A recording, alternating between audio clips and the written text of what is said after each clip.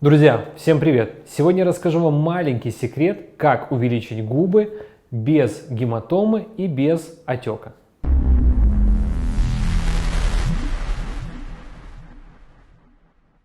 Для того, чтобы красиво увеличить губы и у вас после инъекции не было гематом, не было осложнений, не было ишемии и, не дай бог, некроза, нужно знать анатомию строения губы, в частности, очень хорошо знать кровоснабжение губы.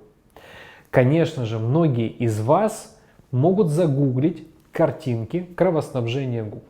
Эти картинки очень известны, но они стандартные.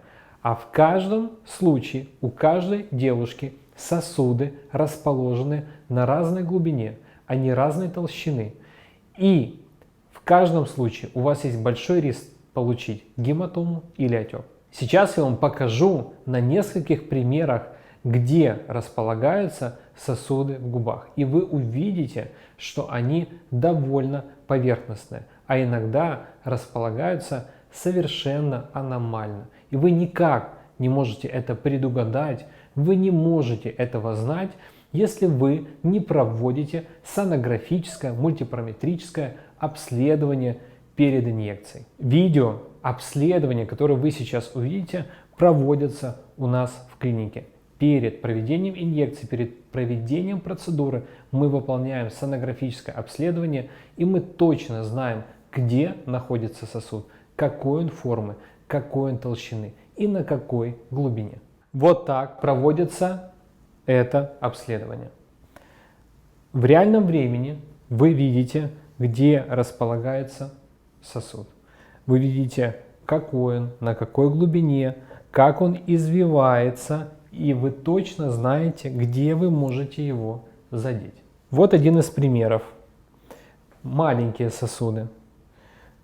В данном случае мы понимаем, что очень сложно его травмировать. Эти сосуды, они довольно глубоко. Поэтому можно спокойно, не боясь, увеличивать губы. И вы знаете, что гематом, больших гематом их не будет, и тем более не будет осложнений. В данном случае вы видите, что особенно на нижней губе сосуд располагается очень поверхностно и ближе к верхнему краю. То есть, если вы будете увеличивать губы техникой, которая будет распределять филлер, игла будет касаться верхней части, у вас есть большой риск задеть сосуд. И вы видите, что расстояние от края слизистой очень маленькое. То же самое можно сказать и о верхней губе. Вы видите, что расстояние в 3-4 мм. То есть это буквально 3-4 среза иглы, и вы уже попадаете в сосуд. В данном случае вы видите, как сосуд изгибается. Это уже другая девушка, и здесь мы измерили и показали всю глубину. Видите, вот в каждом конкретном случае расстояние от края губы до сосуда. Вот в данном случае у нас получается расстояние 3 мм. А здесь у нас расстояние меньше миллиметра. Поэтому очень высокий риск у данной девушки травмировать, задеть сосуд и получить гематому. На данном видео вы видите, где находится филлер после увеличения. Вы можете знать, и скорее всего на этом видео точно знаете, мигрировал он или не мигрировал. Вы видите, насколько важно знать анатомию губ, насколько важно знать кровоснабжение губы. И напоследок покажу вам уникальный случай. Это гемангиома нижней губы.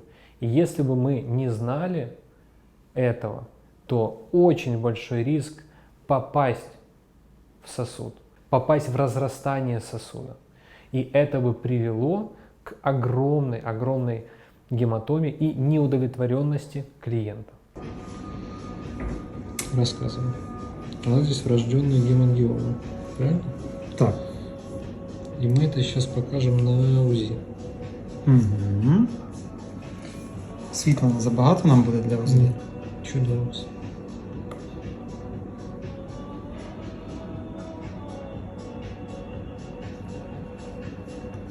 Ось у нас судина, яка наповнює гемангіому. Вона знаходиться трошки лівіше від серединної лінії губи. Покажи пальцы, пожалуйста. Ось. Угу. То ми можемо бачити різницю Кровопостачание. в кровопостачанні верхньої і нижньої губи. Да, в нижній губі наскільки більше розвинена судинна сітка. То есть, получается, при увеличении ввели препарат и завели эту гемангиому. Ні, я не знаю. Введення препарату було давно. Синяк був після введення препарату? На губі був, так? Ось наші дві стандартні артерії. Верхня і нижня. Ну, это уже она Лабиальная. интересно, больше зовут. Чому? В принципі, стандартно.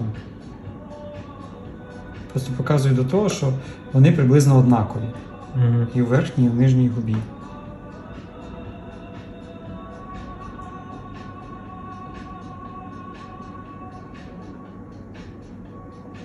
І тут так само, ближче до кута рота, бачимо, що верхня і нижня приблизно однакові.